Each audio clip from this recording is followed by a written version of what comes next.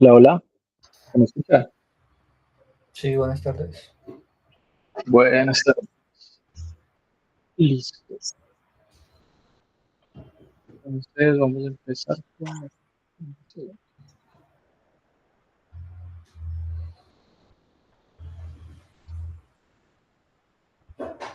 compartir.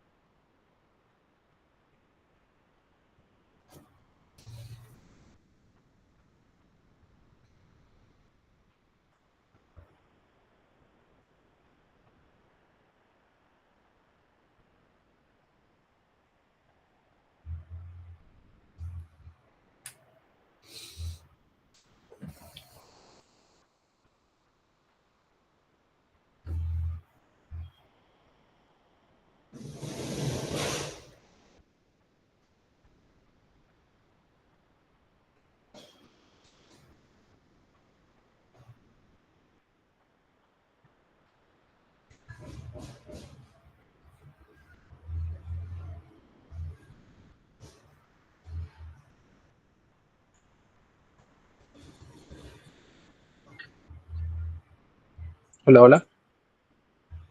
Hola. Listo. Había salido de la presentación.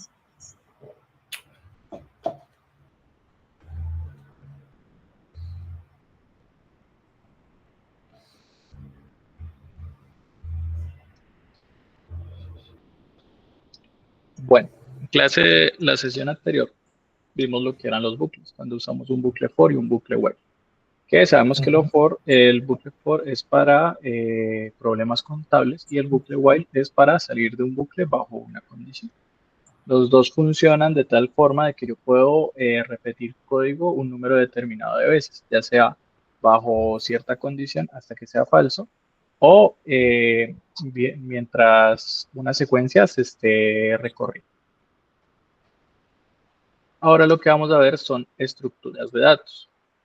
Entonces, una estructura de datos es como una forma de organizar y almacenar información en la memoria de un programa para que se pueda usar de manera eficiente. Entonces ya sabemos que una variable es un cajón donde nosotros guardamos cosas. Entonces, una estructura de datos vendría siendo la misma variable, pero con diferentes espacios, como un cajonero. Entonces, un cajón para las medias, un cajón para las pantalonetas, otro para los buzos, y así sucesivamente. Entonces, hay tres tipos de estructuras de datos que manejamos en Python. Una son las listas, otras son las tuplas y las otras son diccionarios. Cada una tiene sus particularidades. Entonces vamos a ir una por una para saber cómo se usa. Primero vamos a ir con lo que son las listas. Entonces en las listas, como te dije, es un cajonero donde yo puedo guardar varios tipos de cosas. Entonces yo puedo guardar tanto una cadena de texto como un número como otra lista. Entonces se dice que es una colección ordenada e inmutable. ¿Ordenada por qué? Porque todo elemento que entre en esta lista va a entrar siempre de último, excepto que nosotros le pongamos que queremos ponerla en cierto espacio. Y mutable significa que puede cambiar a lo largo de nuestro código. Las variables también son mutables. Si ustedes ven, nosotros podemos cambiarle el valor a una variable a medida que vamos codificando. Y lo mismo podemos hacer con las listas. Podemos cambiarle sus valores, cambiarle de orden, quitarle valores, entre otras cosas. Ahora, almacenando esos diferentes elementos, podemos acceder a ellos bajo su posición. Entonces, ¿cómo que su posición? Entonces, esta es la forma en la que se ve una lista.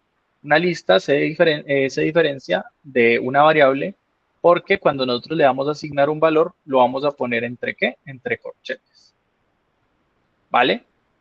Y si yo no tuviera nada aquí entre medias, pues ya le estaríamos diciendo a Python, hey, esta lista que se llama lista tiene una lista de elementos vacíos, ¿vale? Entonces se crea con corchetes cuadrados, son mutables, significa que pueden cambiarse, este 1, esta A, este 3.2, yo puedo cambiar esos valores, mantiene el orden de inserción, o sea que siempre se van a agregar datos al final, pero hay un método con el cual yo puedo agregar datos en una posición específica. Y no importa si yo agrego el dato aquí, todos los datos se van a organizar a partir de ese dato que yo inserte. Y permite valores duplicados. Quiere decir que yo puedo tener un número entero igualito en cualquier año. Entonces, esta sería el nombre de mi lista. Con el igual asigno el valor, con los corchetes cuadrados le digo que es un tipo de dato tipo lista y estos son los elementos. ¿Cómo yo distingo cuando hay un elemento y cuando hay otro elemento? Por comas, ¿vale? Y cada uno de esos elementos tiene una posición en la lista, que son los índices. Entonces, los índices de cada lista siempre van a empezar en el número 0. Entonces, para yo acceder al primer elemento, tengo que apuntar al número 0. Y por acá vemos el ejemplo. Tenemos una lista de frutas y le voy a asignar que en esa lista hay 3 elementos. La manzana, la pera y el kiwi. Para yo saber que yo quiero acceder a uno de esos elementos, pues ahorita lo vamos a ver en la línea 3. Pero miren, aquí están utilizando una función para agregar un elemento a esa lista, que es el punto append. Entonces, aquí no lo estamos viendo, pero a esta lista le agregaron al final otra coma y ahí pusieron la naranja, ¿vale? ¿Y qué es lo que está haciendo lo último? Está imprimiendo, eh, está imprimiendo la lista frutas y yo quiero imprimir el elemento que se encuentra en el índice 1. Sabemos que la lista empieza en 0. Entonces, al índice 1 significa que voy a ingresar al segundo elemento, que en este caso me tiene que imprimir pera. Ahora, yo de una lista puedo agarrar un subconjunto de elementos y es muy parecido cuando estábamos viendo el bucle for a la función de rango. Cuando nosotros queremos hacer un rango o una serie, entonces lo que vamos a hacer es agarrar de esa lista una serie de elementos definiendo cuál es el inicio, cuál es el final y cuál es el paso entre el inicio y el final. Entonces el inicio se refiere al índice, no al elemento, al índice donde comienza el subconjunto. Entonces, supongamos que yo de la lista de frutas, yo quisiera los elementos del 1, del 0 al 3. Entonces, yo escribiría aquí en el subconjunto que yo quisiera el elemento 0 y quiero que llegue al 4. ¿Por qué al 4? Porque si recordamos en range, el segundo valor que yo puedo ingresar es el final. Y como el final no se incluye, entonces tengo que poner del 0 al 4. El índice 4 no existe, pero como va a llegar al 3, entonces ahí sí nos sirve este subconjunto. ¿Y cuál va a ser el paso? Le puedo decir que es del 1, que es el número que tiene por defecto, o le puedo decir que es 2 y me va a tirar solamente 2 elementos de la lista. ¿Claros hasta aquí? Ahorita les voy a mostrar con ejemplos para que sea mucho más reconocible. Entonces, de una lista nosotros podemos tirar varias funciones. Entonces, esas funciones nos van a permitir jugar con nuestras listas. Vamos a ir como paso por paso. Len es una función para yo obtener la cantidad de elementos que hay dentro de una lista. Vimos que en la lista fruta hay 3 elementos, entonces len nos va a devolver un valor de 3. El punto append es una función que dentro de sus paréntesis voy a colocar el elemento que quiero agregar. Entonces, si a esa lista de frutas yo le quería agregar otra fruta, tengo que poner punto append entre paréntesis y pongo comillas y agrego otra fruta, como el coco, como la pera, etcétera, etcétera, etcétera. Y se agregará su valor siempre al final de esa lista. Ahora viene el que podría insertar en cualquier parte de mi lista, el punto insert. El primer valor que acepta es la posición, o sea, el índice donde yo lo quiero insertar. Y el segundo valor que acepta es el elemento que queremos insertar. Entonces, en punto insert podemos colocar el índice 1 y el valor del elemento 2, como dice aquí. Entonces, nuestra lista quedaría 1, 2, 3 para una lista que solo tenía dos elementos, que era el 1 y el 3. Y si ven, donde yo lo inserté, va a correr el elemento hacia la derecha. Así con todos los elementos de la lista si fuera una lista más grande. Punto extend es para unir dos listas. Entonces, supongamos tenemos la lista 1 y le vamos a decir lista.extend. Aquí podemos colocar otra lista, pero aquí puse una lista plana, sin variable. Entonces, la lista con el elemento 1 se unió a la lista con el elemento 1, 2, 3. Digo, con el elemento 2, 3. Entonces, va a quedar como resultado que mi lista, la original, va a tener estos tres elementos. Seguimos por acá, punto remove. Podemos remover la primera aparición de un valor. Recordemos que en lista nosotros podemos tener valores duplicados. Entonces él va a remover el primer valor que encuentre de esa lista. Punto pop es un que es como el remove, pero aparte de eso, nos va a devolver el valor que estemos eliminando. Y en vez de nosotros apuntar a su elemento, vamos a apuntar es al índice. ¿Listo? Tenemos el index para saber el índice del elemento que estamos buscando. Aquí sí ponemos el elemento, no el índice. El punto count cuenta las apariciones de un valor. Entonces nosotros podemos hacer una lista y contar cuántas veces aparece cierto elemento. Sort ordena la lista. Si fueron números del menor al mayor y si son letras en orden alfabético. Y en sort, si yo entre los paréntesis le coloco que los valores de reverse que es igual a true, entonces me lo va a ordenar de mayor a menor. Y lo mismo con el orden alfabético.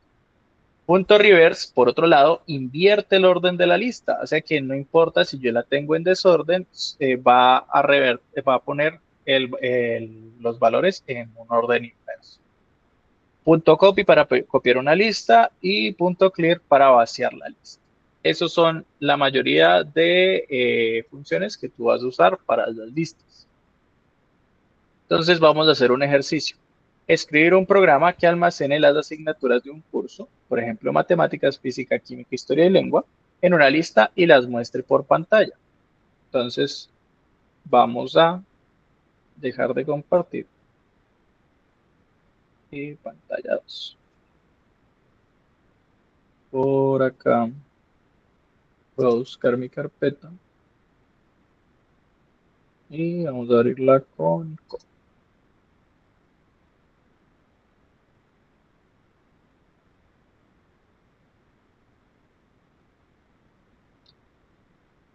Vamos a añadir un nuevo archivo. Se llame listas.p.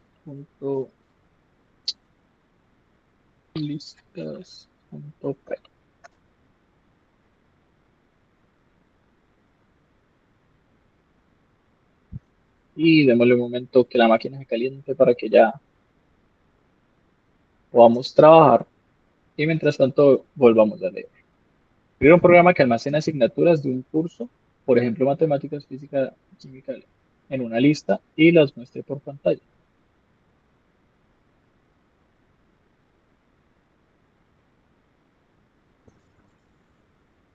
Listo, ya me lo creo. Vale. Entonces, una forma sería yo hacerlo de así. Ya tengo la lista y muéstrelas por pantalla. Entonces, asignaturas. Vamos a ver qué pasa si yo lo hago de esta forma.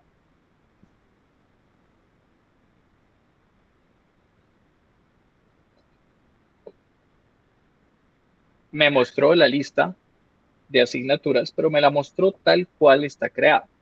Entonces, vamos a hacerlo que el programa sea un poco más dinámico. Supongamos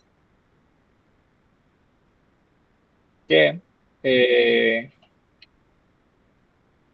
existe la palabra asignatura.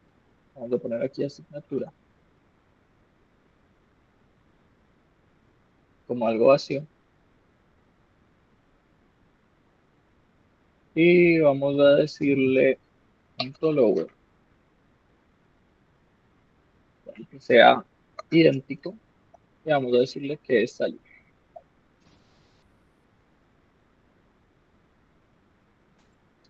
Entonces, asignatura, agregarle un input.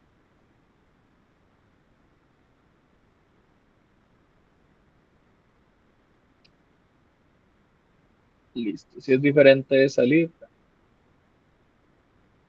Y esa asignatura, vamos a agregar la lista de asignaturas. Asignaturas.append. Asignatura.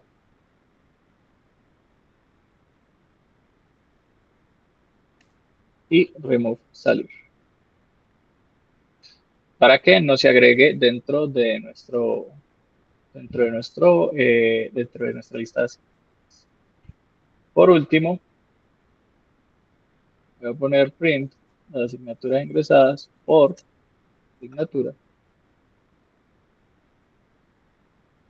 Asignaturas, print asignaturas.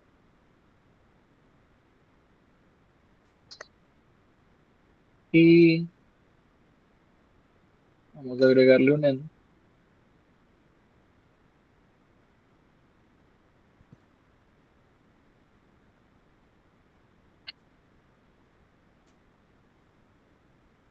Y listo.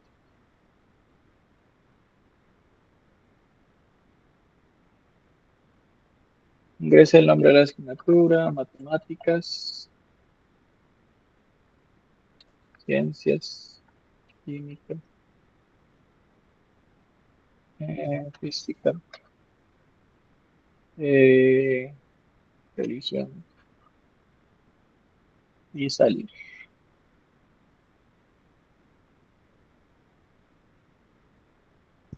Y listo. De esta forma estoy mostrando todas las asignaturas por pantalla de una lista de asignaturas. Vamos con el segundo, escribir un programa que almacene las asignaturas de un curso, por ejemplo, en una lista y las muestre por pantalla por pantalla el mensaje yo estudio tal asignatura, donde asignatura es cada una de las asignaturas de la lista. Entonces ya tenemos todo. Vamos a quitar este y vamos a poner aquí una F y yo estudio donde, ¿qué más decía? Donde asignatura es cada una de las asignaturas de la lista. El una coma por acá, donde la memoria, ¿no? Asignaturas, cada una de las asignaturas de la lista. Eh, Asignatura es cada una de las asignaturas de la lista.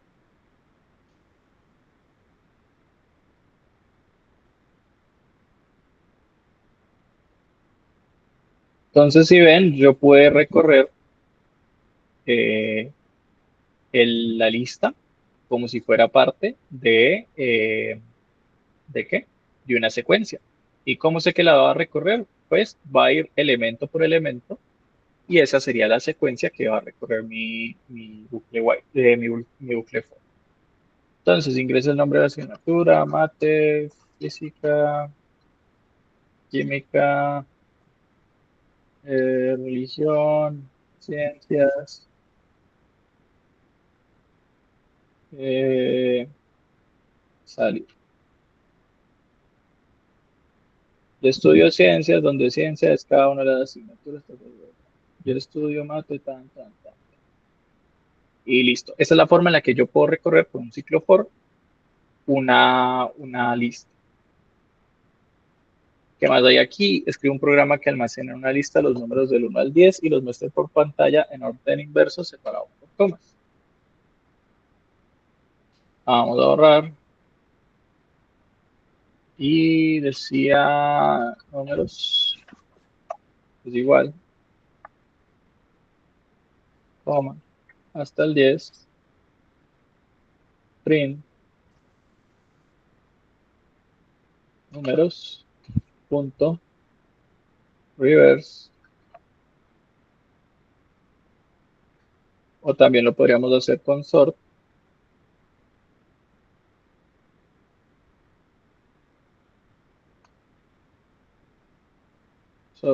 reverse true, y sep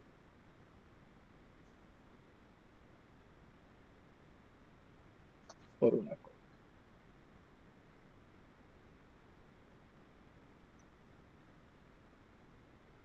Tan, tan, tan, tan.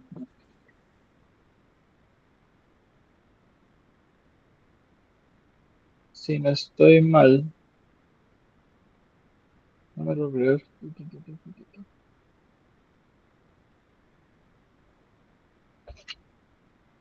no puedo imprimir la lista tal cual.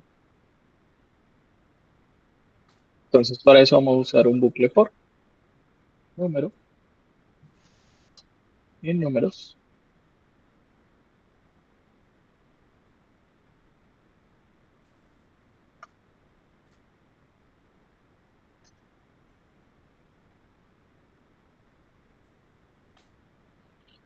print, número, coma, set.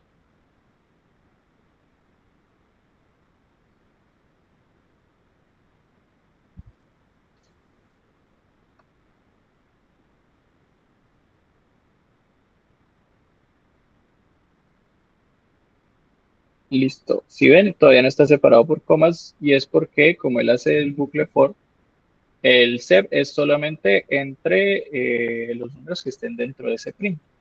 Entonces, ¿qué podríamos hacer aquí? Cambiar ese sep por un n y así se imprimirían dentro de la misma línea. Pero, if número igual a números menos uno.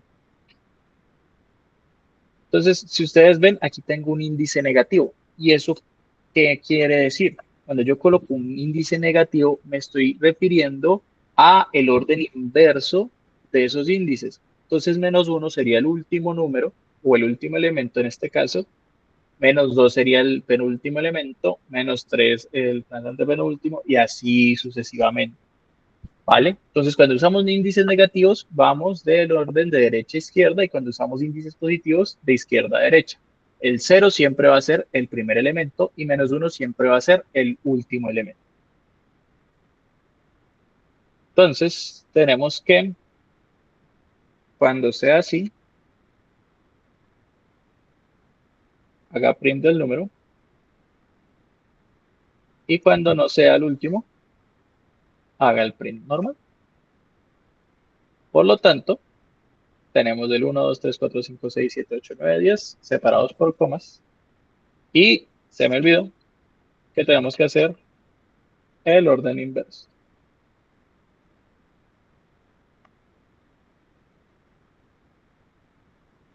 10, 9, 8. Listo. Hubiéramos podido hacer con reverse también. Pero si nos piden un orden específico y supongamos que en esos números del 1 al 10 estén en desorden, entonces ahí sí tendríamos que utilizar sort, ¿vale? Veamos por acá, escribir un programa que almacene las asignaturas en una lista y pregunte al usuario la nota que ha sacado en cada asignatura y elimine de la lista las asignaturas aprobadas. Al final, el programa debe mostrar las asignaturas que el usuario tiene que repetir. Entonces, vamos a poner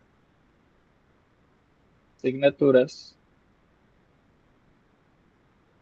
matemáticas, física, química, historia y lengua. Esta vez sí no las voy a ingresar para que el programa no sea tan largo. Muy bien. ¿Qué más dice? Dice, pregunta al usuario la nota que ha sacado en cada asignatura y elimine de la lista las asignaturas aprobadas. Entonces, nota por asignatura en asignaturas. Entonces, nota va a ser igual a float, un input.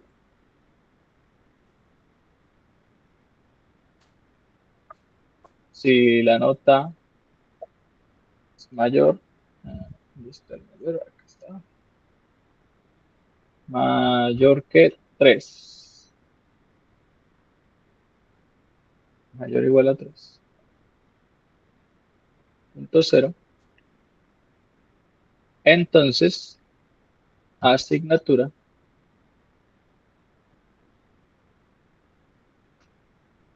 tendría que tener otra que sería asignaturas aprobadas. Entonces, esas asignaturas aprobadas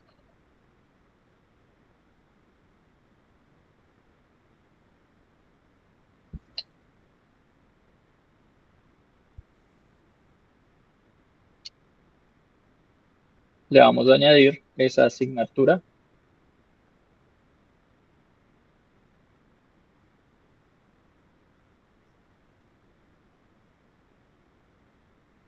Muy bien, muy bien, muy bien. ¿Qué más dice por aquí? Y elimine de la lista de asignaturas aprobadas. Elimine de la lista las asignaturas aprobadas. Vamos a hacer otro for de asignaturas aprobadas. Y en asignaturas punto remove asignatura. Entonces aquí lo que estamos haciendo es sacar, o identificar más bien las asignaturas aprobadas.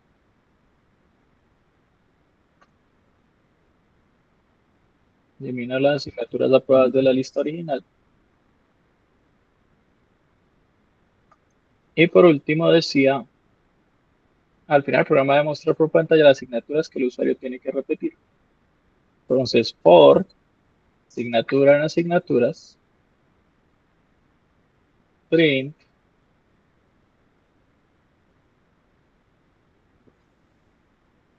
f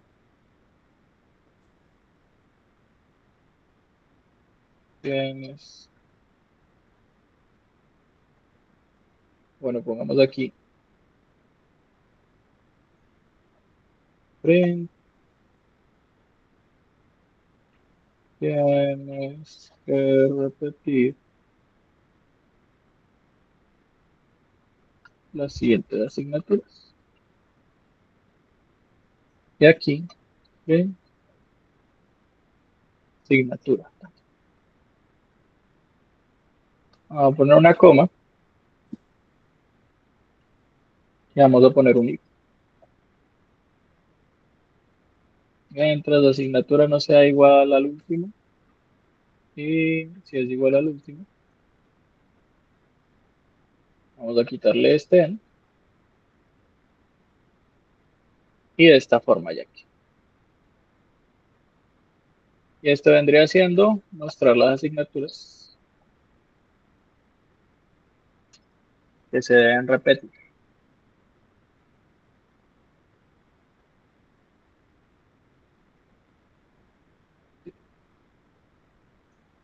Vamos a hacer esto un poco más grande para que sea mejor. Voy a quitar esto. Entonces, ¿qué estamos haciendo? De una lista de asignaturas, yo voy a sacar las asignaturas que son aprobadas. Entonces, voy a hacer un ciclo for para recorrer esta lista. Entonces, en la primera iteración va a tener matemática, en la segunda física, en la segunda química, historia y lengua. Como yo sé que él se está refiriendo, pues en esa iteración, si la nota que yo ingreso es mayor a 3, entonces la voy a agregar a mi lista de asignaturas aprobadas. ustedes se podrán preguntar, bueno, y si ya sabes cuáles son las asignaturas que están aprobadas, ¿para qué hacemos una segunda lista si las podemos remover directamente de la lista original? Pasa, resulta y acontece que en un ciclo for, cuando nosotros estamos recorriendo una lista, entonces él está acostumbrado a un tamaño de la secuencia. Entonces aquí tenemos 5 elementos. Entonces, si nosotros hacemos la primera iteración y le removemos un elemento, ya no estamos recorriendo 5, sino que estamos recorriendo 4. Entonces él se va a correr un espacio. ¿Y qué es lo que va a pasar? Va a haber un problema con la lista y es que el tamaño no va a corresponder siempre al mismo tamaño del cual el for empezó. Entonces, si a cada vez se va reduciendo la lista, solo vamos a llegar hasta química, ¿vale? Va a eliminar 2 elementos y ahí mismo se va a salir del bucle. Por eso hacemos una copia en asignaturas aprobadas. De esta forma, recorriendo asignaturas aprobadas, ya podemos afectar la lista original. Entonces, aquí ya podemos jugar con la lista original y por último, de esa lista original van a quedar solo las asignaturas que tenemos que repetir. Entonces, vamos a ver si con un 5 por acá, otros 5 por acá, un 2 por aquí, un 1.5 por acá y un 2.5 por acá. Tienes que repetir las siguientes asignaturas: química, historia y lengua. ¿Claros hasta aquí?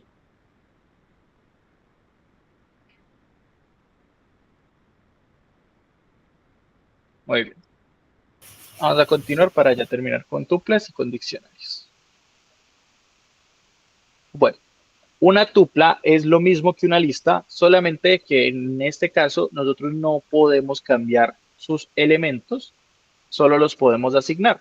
¿Qué quiere decir esto? Que las tuplas no son mutables. No vamos a poder modificarlas en el código. ¿Podemos hacer copias de ellas? Sí. ¿Podemos convertir una tupla en una lista, así como lo hacemos con enteros, con flotantes, con cadenas de texto o con booleanos? Sí, también. Pero para cambiar una lista a una tupla significa que solo vamos a cambiar el tipo de dato, pero ya no se va a llamar tupla, sino que se va a llamar lista. Se crean con paréntesis al inicio y paréntesis al final. Y lo mismo que en las listas, para definir cada uno de sus elementos se diferencian por comas. Entonces, yo aquí tengo un ejemplo muy claro y es que las tuplas las podemos utilizar para datos como que no se van a mover. Entonces pueden ser coordenadas, pueden ser números matemáticos como el Euler, como el número pi, pueden ser una lista de nombres para los administradores, etcétera, etcétera, etcétera. Entonces, con una tupla tenemos otros métodos que podemos utilizar. Podemos contar cuántas veces aparece el valor dentro de una tupla o podemos saber cuál es su índice. Por ejemplo, ahí tienen la tupla de 1, 2, 3, 4, 1, 2, 3, 2, 4. Entonces, si le ponemos la función de count, vamos a saber cuántos valores de 2 hay. Y si le ponemos la función de index, vamos a saber dónde está ubicado ese valor. Los índices en las tuplas son los mismos índices que en la lista. Empiezan desde el 0 y terminan hasta el último elemento. Entonces, mientras que las listas son mutables, son dinámicas y nos permiten modificaciones, las tuplas son todo lo contrario. Son estáticas y seguras. A nivel funcional y en mi experiencia personal, nunca he llegado a utilizar una tupla, pero es bueno tenerlo en cuenta como otra estructura de datos. La elección entre usar una y la otra, pues depende de la naturaleza de los datos o el problema que deseamos resolver. Tanto en las listas de tuplas, tanto en las listas como las tuplas son herramientas esenciales en Python. Nos permite trabajar con colecciones de datos, ya sea que necesitamos modificar esos datos o mantenerlos constantes. Vuelvo y repito, las listas es lo que más se usa hoy en día y las tuplas, digamos que existen en Python, pero es muy raro ver que alguien las utilice. Ahora viene la combinación de estas dos, que son los diccionarios. Y así haciendo alusión a su analogía real, o en un diccionario, ¿qué es lo que pasa? Cada vez que yo busco un significado, tengo que ir a la palabra y ahí me va a aparecer el significado de la palabra. Entonces es lo mismo. En Python los diccionarios se manejan por clave-valor. Entonces, clave sería la palabra y el valor sería el significado. Y nosotros podemos tener dentro de esos pares de clave-valor distintos valores. Podemos tener listas y podemos tener tuplas dentro de estos diccionarios. Y más aún allá podemos tener otros diccionarios dentro de estos. Lo mismo pasa con las listas y lo mismo pasa con las tuplas. Entonces, siempre en los diccionarios no van a poder tener datos repetidos. ¿Cómo así? ¿Podemos tener valores repetidos? Sí, pero ¿podemos tener claves repetidas? No, porque las claves son únicas. Si nosotros quisiéramos cambiar el valor de una clave, cómo se llama una clave, no vamos a poder hacerlo. Pero sí podemos eliminar esa clave de un diccionario. Y otra particularidad es que en los diccionarios ya no estamos accediendo por índices. Como son pares de clave-valor, nosotros podemos acceder por la clave a la cual tiene asociado un valor, no por el índice. Entonces, aquí hay otros métodos con los cuales ya podemos jugar de forma distinta. Si nosotros quisiéramos acceder a un valor en particular, entonces ya no vamos a apuntar a su índice, sino que vamos a apuntar a el valor de esa clave. Si no, digo, a la clave del cual el valor queremos extraer. Entonces, si nosotros quisiéramos sacar de ahí a Carlos, entonces tendríamos que apuntar a su clave, que es el nombre. Acá hay otros métodos. El DIC, que accede al valor de una clave. Entonces tenemos el diccionario, como lo vieron aquí, con la clave a la cual estamos apuntando, el nombre, y de esa forma nos da el valor. Tenemos el get, que es igual que el anterior, pero sin el error si la clave no existe. Porque cuando nosotros buscamos una clave que no existe, nos va a salir un error en Python, pero con el get no aparece ese error. Tenemos el update, que agrega o modifica claves y valores. Entonces, hay, hay otra forma de hacerlo. Una es cuando escribimos, supongamos en estudiante, queremos modificar el valor de la clave nombre. Entonces, yo voy a escribir estudiante, entre corchetes voy a poner el nombre, voy a poner nombre, que es la clave, y la voy a asignar un valor distinto. Por ejemplo, no sé, pongámosle Gustavo, y entonces el nombre ya no va a tener Carlos, sino que va a tener Gustavo. Punto pop, elimina una clave y retorna el valor de que tenía esa clave. Eh, para case, devuelve todas las claves de nuestro diccionario y para values devuelve todos los valores. Y para items devuelve todos los pares de clave-valor como si fueran tuplas. Y el clear vacía el diccionario. Entonces aquí tenemos cómo acceder, cómo agregar o modificar un valor. Si queremos agregar un valor a un diccionario, nada más tenemos que escribir el nombre de una clave nueva y asignarle un valor distinto. Si queremos eliminar, pues usamos el punto pop, que sirve tanto para eliminar y retornar su valor como para eliminarlo solamente. Y cuando queremos recorrer un diccionario, si ustedes ven en el for, yo ya tengo ahora dos etiquetas temporales. La primera va a recoger todas las claves y la segunda va a recoger todos los valores. Y la secuencia me va a arrojar dos pares, entonces me va a arrojar tanto la clave como el valor. Entonces aquí hay una comparación de cada una. Listas y diccionarios son mutables, en cambio la tupla no. Las tres son ordenadas. El acceso a listas y tuplas es por índice y el acceso a diccionario es por la clave. Y en listas podemos hacer listas de elementos, en tuplas son datos fijos y en diccionarios son datos que tienen una etiqueta asociada. Bueno, entonces esto ya es para ustedes. Pues en grupo no, porque somos muy poquitos. Pero creen un programa donde se use una lista para registrar los productos, una tupla para los tipos de usuario, por ejemplo, administrador, cliente, colaborador, y un diccionario para guardar productos con su precio. Esto es una actividad para ustedes para que empiecen a interactuar con tuplas. Y por último, les pregunto, ¿qué estructuras utilizaron ustedes para un menú de un restaurante? ¿Listas, tuplas o diccionarios?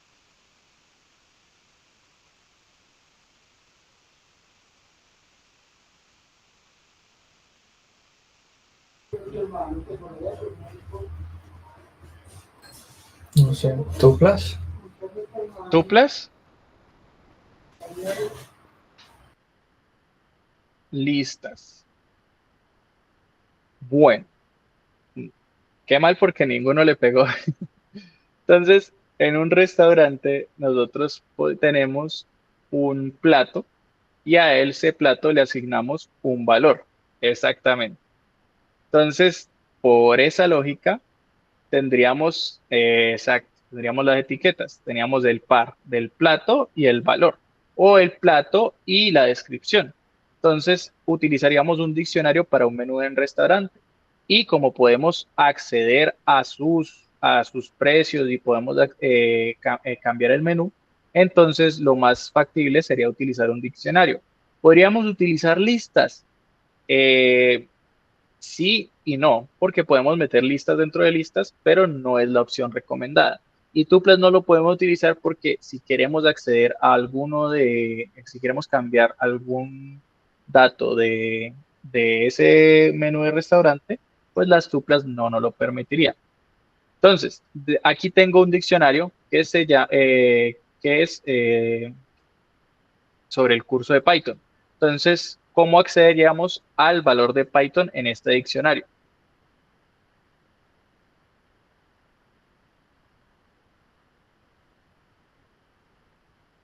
¿Qué método se utiliza para acceder a ese valor de Python? Supongamos que esto se llame, vamos a buscar el bolígrafo. Supongamos que esto se llame programa.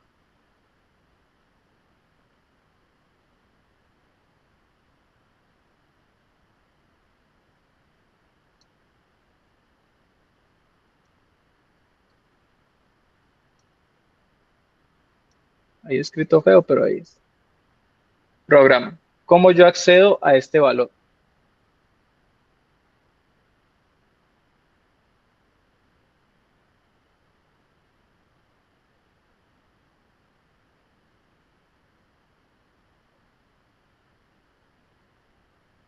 Si no saben, díganme que no saben y les hago la demostración.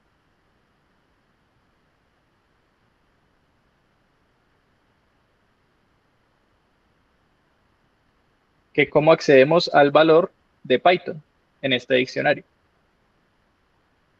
¿Cómo yo podría obtener este Python para imprimirlo en consola, por ejemplo?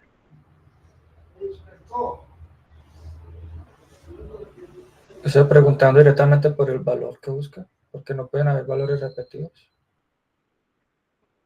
No tenemos ningún valor repetido. Entonces, vamos a ver cómo accederíamos a ese valor. Entonces, vamos a quitar todo esto de acá. Vamos a generar ese diccionario. Vamos a poner programa.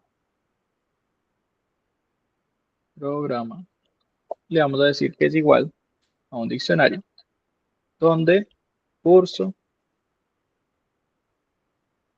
curso, dos puntos, Python.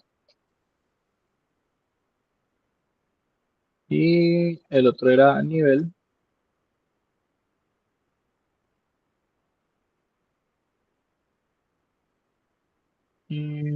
básico.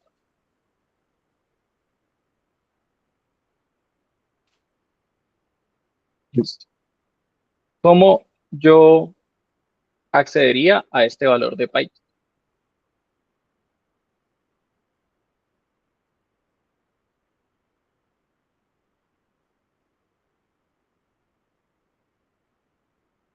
Con el get podríamos acceder, pero recuerden, para nosotros acceder a los valores de un, a los valores de alguna clave, ya no apuntamos ni a los índices, sino que vamos a buscar la clave. Entonces, programa, o bueno, vamos a poner un print y programa.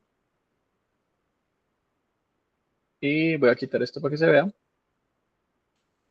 Vamos a ponerle curso.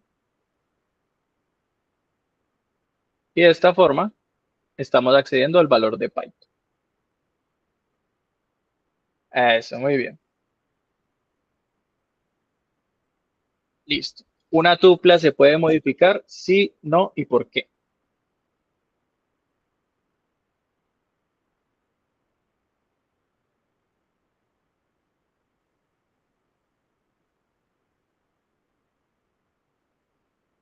La última pregunta de la noche.